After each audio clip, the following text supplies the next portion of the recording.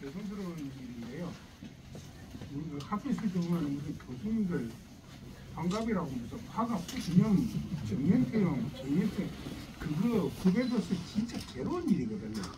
그래서 저 일체 그걸 안 했는데 이번에 그 출판기념회를 하자고 그러니 아마 나이가 좀 많아서 그러나 이 생각하면서도 사양을 하다가 그럼 한번 해봅시다 하고 그러다 보니까 여기저기 이렇게 연락을 하게 됐다는 말씀을 드리고, 그러니까 날씨도 춥고 이러는데 오신 분들 모두 정말 고맙습니다. 특히 그 연세 드신 분들 더더욱 고맙고요. 또 일을 하는 시간을 내서 와주셔서 더욱더 고맙다는 말씀을 드립니다. 그리고 요새 출판사 환경이 얼마나 어렵습니까? 시간 걸려가지고 이런 어려운 상황 속에서도 책을 만들어주신 그 이문서 장님들한테 특히 또 감사드리고, 또 이렇게 구석에 이렇게 엎드려고 연구소라고 하면서 애를 쓰면서 또 출판 기념에出版까지 해주시는 한가락 역사문화연구소 이정일 소장에도 정말 심심한 감사를 표합니다. 앞서 책을 얘기는 했지만은 저는 여행의 재미라는 걸 전혀 모르는 사람입니다. 세대가 그렇지요. 제가 66학번이고 70년 졸업을 해서 그럼부터는 먹고 사는데 바빠가지고 먹고 살게 바쁘지 않을 때는 일에 치여가지고 여행을 간다? 그건 상상도 못하고 살았습니다. 그래서 이 역사답사를 2013년에 가기 전에 제 기억에 통상적인 관점에서 여행이라고 할 수 있는 것을 딱 2번을 했습니다. 한 번은 그 업무 출장 빼고요. 한 번은 아이들 데리고 미국에서 교수하고 있으면서 플로리다의 디즈니 월드에 한번 간 것.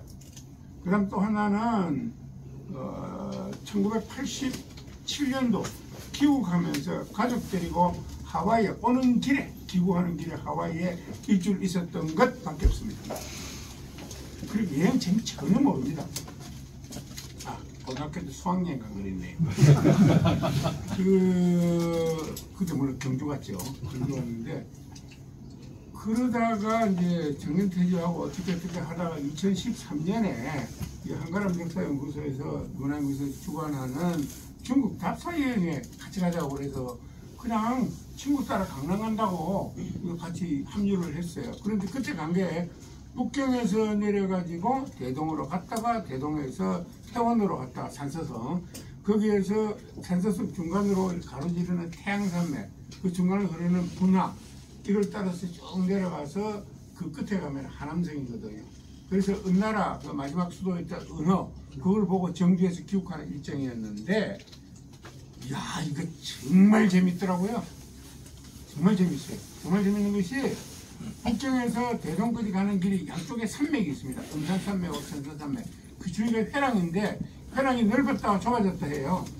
근데 이런 길이 왔다 이렇게 회랑으로 들어가 있었고, 그런 생각을 하면서 짧은 역사 지식에 고구려 4대 모본왕 때 고구려가 군대를 동원을 해서 그 상곡, 의양, 우북평, 태원을 공격했다가 하는 거예요. 고구려가 지금 만주 수도가 국내성이면은 국내성에서 산서성 태원까지는 직선거리로 3,000km가 넘습니다. 그럼 어떻게 공격을 했겠네요. 그죠?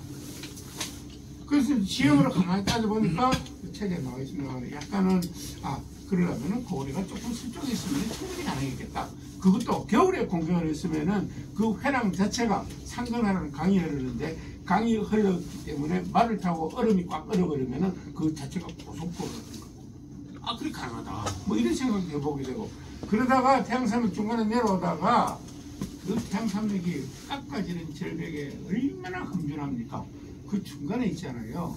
제2차 모택동 군대하고 장개수 군대하고 국공합작하고 난 뒤에 새로 편제한 중국 공산당 공군 8로군이 태양산맥 중간에 주둔을 했습니다. 그거를 일본군 5만이 포위를 한 적이 있어요. 40몇 년 후. 그런데 그게 안에 그 당시에 중국 공산당 간부들이 수두룩하게 있어요. 평택교를 비롯해서. 포위당했으면 다 죽잖아요. 그 포위망을 뚫은 것이 약산 김원공 휘하에 있던 조선의용군 제2시대 1개 중대병력을 뚫었습니다. 그래서 그것이 사라져 나왔어요. 그리고 중공정권이 들어서고 난 다음에 그날이 되면은 중국 공산당 정부에서 상무위원급을 한 사람 보내서 반드시 거기에 전사했던 사람들을 입문하고 그러는데, 거기에 의원군 이지대에 있던 석정 윤세일 선생이라든지 진강의 여사라든지 이분들이 거기에 전사하고, 거기에 묘가 있습니다. 여기에 묘가 있는 곳은 경치 기가 막히지 않습니까? 거기에 풍광이 지금은 험하죠. 공산주권 들어선 다음에 그 모를 파가지고 한 달에 이제 혁명열차가 옮겼기 때문에. 그러나 그날 우리가 갔을 때 거기 뒤에서 인천공항에산 화요 소주하고 여러 가지 안주도 준비를 해놓고 정식으로 제사를 한번 지냈습니다. 그런데요, 같이 갔던 사람들 20명이 전부 얼굴이 보여요. 눈물 없이는 볼 수가 없는 자리라는 겁니다. 그 17, 18에 19에 중국으로 망명을 해서 그 무장투쟁을 하고 그러다가 마지막에 거기에서 전사를 했던 밀양 사람, 전사는 밀양 사람을 생각을 해보세요. 보통 느낌으로 그 자리를 볼 수 없겠느냐. 아무튼 이제 그런 경험을 하면서 이제 한 것이 첫 답사였는데, 사실 보면은 그 답사를 하면서 보니까 그렇게 가슴 아픈 장소도 있고, 또 가보면은 그 광대하고 어마어마한 중국의 경관에 압도당하는 장소도 있고, 저야말로 슬픈 장소도 있고 있잖아요. 또 만주 쪽에 가면은 정말 불안 장소도 있고, 또 아주 아까운 곳도 있고, 부끄러운 곳도 있고, 뭐 이렇습니다. 그래서 이게 역사를 아는 것이 내 자신과 내 결과, 내 민족과 내 국가의 미래를 선택하는 것은 확실하다 하는 것을 알 수가 있었습니다. 그런데 왜만 그런 느낌인지 저는 그렇게 생각하면서 젊은 사람들이 여기에 관해서 글을 좀 안 쓰겠느냐, 기획문을. 또 그 찾아가는 게 쉬운 게 아니기 때문에 멀쩡한 사람들이 기획문을 써놓으면 뒤에 가는 분들이 그걸 자료로 해서 쉽게 찾아갈 수가 있어서, 그래서 저 쓰리라고 생각하는데 아무도 안 쓰더라고요. 아마 엄두가 안 나서 그럴 수도 있고, 생업에 바빠서 안 쓸 수도 있고, 그 다음에 뭐 여러 가지 이유가 있겠지만, 이거 뭐 내가 시간 됐고 그러니까 나 이런 걸 처음 써보지만 너무 많이 쓴 사람인데 그래도 써서 조금 남겨보자 하고 쓰다 보니까 이렇게 됐습니다. 그래서 책에는 2014년 주로 우리 역사하고 밀접하게 관련이 있는 답사, 10년 동안 코로나 기간을 제외하고 1년에 한 번씩 9박 10일 정도로 다니면서 했던 중에 4번급만 실었습니다. 그래서 2014년에 호른페이, 여러분 처음 들어보죠? 호른페이. 그냥 만주 제일 북쪽 러시아, 공고, 그 다음에 중국 국경 지역입니다. 거기에 있는 호른페이 촌 쪽으로 해서 갔던 거 하나. 2015년에 이제 연길에서 시작해서 두만강, 압록강 너머로 해서 대령까지 갔던 그 경 하나. 2016년에 산동성 청도에서 내려가고 대공으로 국경으로 태진으로 가면서 공산문화유를 본 겁니다. 마지막에 이제 그거 끝나고 코로나 끝나고 작년 5월달에 흑룡강성 동남부 쪽 소위 삼강평원 같은데 그거를 갖고 이렇게 책을 쓰고 있습니다. 다행히 뭐 이걸 여기저기 인터넷에 띄워놨지만 본 사람도 많고 그래서 출판사에 책명이 좀 괜찮겠다 이래서 된 모양인데 잘 팔리진 아직까지 않는다. 그렇습니다. 이게 다녀보면서 보니까 참 그 느낌도 참 많고 그래서 느낌이 참 많은데 많이 생각하면서 그렇죠. 방금 이야기한 대로 실제는 그 재미와 감동 외에 인간으로서 가질 수 있는 오만 가지 감정을 다 가질 수 있는 역사적 사실, 현실 이런 것들하고 부합되는 점이 있어가지고 새롭게 내 자신을 돌아보는 계기가 되었다. 그 말씀을 드릴 수가 있고, 그 다음에 다녀보니까 역사는 보통 승자의 기록이라고 그러잖아요. 그죠? 이 승자들이 황당하게 기록했던 그 기록들이 과연 합리적인 것이냐를 판단할 수 있으려면 현장을 가보는 것이 참 좋다라는 생각이 듭니다. 대표적인 것이 우리 역사에서 말도 안 되는 기자조선이라는 게 있습니다. 그 뻔히거든요. 100%. 뭐 제가 한 이야기 아니고 신용화 선생의 80쪽 된 논문을 보면 기자라는 말이 나오는 중국 문헌을 전부 다 뒤적거려가지고 평가하는, 누구도 반발할 수 있는 논문이 있습니다라는 거, 그 기자묘, 또 그 근처에 있는 치워천왕묘, 이걸 딱 가서 보면은 아니 기자가 중국에 들어갔고 기자조선을 만들어갖고 지금 평양에서 가톨릭에다가 다스리다가 나이 많아갖고 중국으로 다시 돌아가서 요가 거기 있다. 뭐 그거는 또 모르겠지만은 그럼 누가 오지도 않았는데 평양에 있다 말해야 되잖아요. 그 기자가 활동하는 그 지역 거기에 바로 기자묘가 있는 거죠. 우리 눈으로 보잖아요. 치우쳐나 이거 전설이냐 복길이냐 아니에요. 뭐 산동성하고 하남성하고 경계에 치우쳐는 묘가 있어요. 가서 보면은. 근데 그게 치우를 중국 사람들이 역사에다 요새 그러잖아요. 전부 지구 역사로 조상이라고. 그런데 여러분 치우가 한자말을 어떻게 생각했습니까? 보면은 치우는 더러운 벌레 같은 놈이라는 뜻이거든요. 한자말로는 어느 놈이 지구 조상을 더러운 벌레 같은 놈이라고 표기하는 사람이 있으니까 그렇게 절대로 한쪽 조상이 될 수 없는 거였다든지 이런 것들을 현장에서 보면은 역사 서술의 합리적인 근거가 맞느냐 틀리냐 하는 그것들을 알 수 있겠더라. 그것도 생각해보면 세 번째는 있잖아요. 이게 우리나라 한족들이 한민족들이 얼마나 끈질기고 생명력이 대단한지를 알 수 있는 것을 그냥 피부로 느끼게 됩니다. 여러분 만주에 가보면 있잖아요. 대략 칠채하를 북쪽 한 100km 그 이남까지는 다 논이 있어요. 낮은 곳에는 전부 논이에요. 물을 되게 어려운 거는 다 옥수수가 아니면 콩밭이에요. 그 논은 바로 우리 민족들이 개척한 겁니다. 그 농사를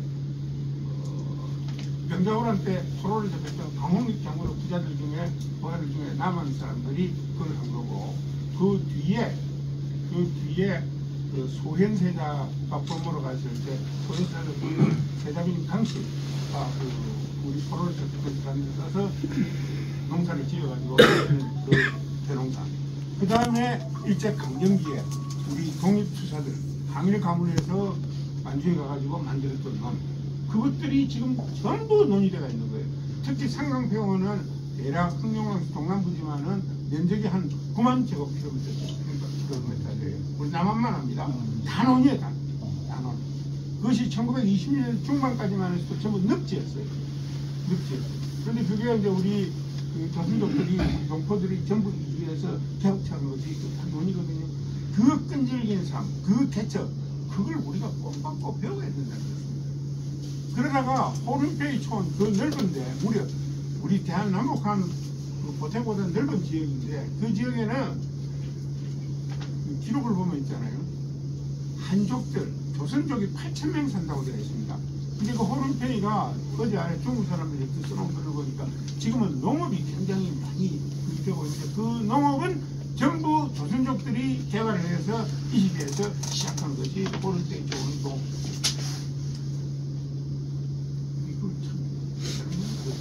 다시 보면 눈물겨운 일이지만 그 끈질긴 생명이 놀라지 않을 수 없다 하는 거고요. 그 다음에 이렇게 보면 요새 한류 처음에는 별로 안 있는 줄 알았어요. 한류 그냥 애들 젊은 애들 나와서 펄떡펄떡 춤추고 몸 비틀고 그게 되는 줄 알았는데 세상에 몰라. 요새는 또 한류가 아니라 TV만 틀면은 허묻고 노닥거리는 기자 같은 거 안 나오거든요. 그렇게 가까운 것도 이게 그 호른베이 초원에 가서 진당 초원인가 어마어마한 초원에 그 개를 쳐서 자는데 난 요거 맥주 한잔 마시는데 모닥불 피워놓고 어디서 노래가 그냥 막 들리고 광란을 해서 중국 애들이 노는데 그게 싸이 강남 싸이 강남 그거 보이지 않습니까? 호른베이 촌 한쪽에 그 음구역 자치죠. 오르고와 민속촌에 갔는데 그 기념품 파는 가게 아줌마가 우리 보고 뭐라는 안녕하세요 그러잖아요. 한국말로 얼마나 놀랐겠습니까? 거기가 어딘데 한국말하세요. 그래서 이야기해서 15명 딸이 한류에 반해갖고 밤에 한국말로 공부를 시작하는 말이다. 그런 이야기들. 그래서 이제 이게 한류라는 것이 그야말로 뭔가 그 밑바탕에는 DNA가 있을 수밖에 없다 하는 것을 여기저기서 보고 느끼지 않을 수 있는 그런 것도 경험을 하게 되고요. 그 다음에 이제 보니까 특히 만주 역사는 우리 역사다라는 것을 실감을 하게 돼요. 구석구석하고는 실감을 하게 돼요. 그럼 구체적으로 말씀을 드리고 시간 하지만서 그렇기 때문에 특히 그 북만주 쪽에서 발음을 해갖고 이쪽으로 남쪽으로 내려왔던 예를 들어서 선비적 올라가면 그다음에 거란족, 여진족, 이 민족들, 기회 지금 만대 남아있는 소수민족의 역사, 이것은 전부 우리 역사다. 왜냐하면 그 민족 중에서 아직도 나라를 가지고 있는 것은 우리밖에 없습니다. 뭐 일본도 마찬가지지만 일본은 자기들이 절대 아니라고 그러니까 또 빼고. 그래서 이제 그 역사를 우리 역사 속에다가 편입시키는 작업을 꾸준히 할 필요가 있다. 심지어 선비족하고 우리 옛날 선조들하고는 말이 통했다라고 중국 사람들이 이 책에도 나와 있더라고요. 내가 역사사를 그런 식이고, 결국은 이걸 아까 다녀보니까 우리 이종찬 광고대장님께서 좋은 말씀을 하셨는데, 석두 이장용 선생님께서 망명을 하시면서 그러잖아요. 만주로 가시면서 전혀 이질적인 느낌을 갖지 않잖아요. 그렇잖아요. 우리 선조들 땅이다. 그러니까 결국 이게 이제 어찌 보면은 우리 역사가 영성한 거는 결국 대륙성이 충만할 때 영성을 했는데, 앞으로 이 대륙성을 회복하는 우리 역사 운동, 이것이 대단히 중요하다.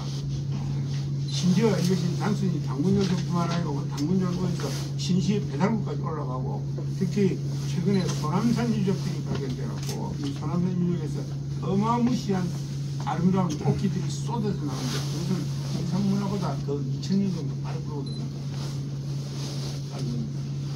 그래서 그런 역사들, 그래서 그 대륙성을 어떻게 우리가 잘 회복을 해서 활용을 해서, 물론 역사적 강력하고 현실 강력하고 다르기 때문에 이게 옛날에 우리 할배 땅이다 하고 주장할 필요까지 없죠. 우리는 활용만 하면 되는 것이지요. 그리고 권현우 장관께서 이야기를 하셨지만 참 세월 지나면 언젠가 100년, 500년 지나서도 우리 땅 결정 안 살아요. 그거는 아무도 모른다고. 대신에 되기 위해서는 작업을 제대로 해놔야 돼. 그래서 이제 이 책을 쓴 목적은 저 혼자 그런 재미를 느끼고 감동을 느끼면서, 또 한편으로는 제 뒤에 가시는 분들이 조금 쉽게 찾아가실 수 있도록 하고, 생각을 우리가 어려웠던 그런 어려움을 안 겪도록 하고 그런 의미에서 썼는데, 그런 출판 기념을 내려주셔서 대단히 감사합니다.